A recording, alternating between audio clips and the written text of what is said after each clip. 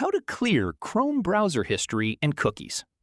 If you want to delete your browsing history, cookies, and other browsing data in Google Chrome, this tutorial will walk you through the process.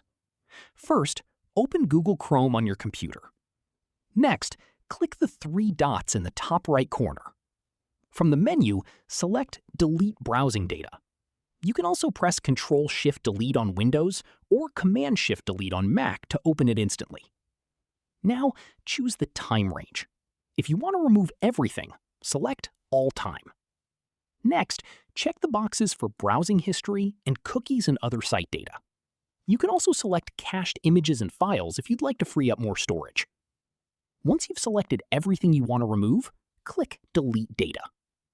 Chrome will clear your browsing history, cookies, and the selected browsing data from your computer.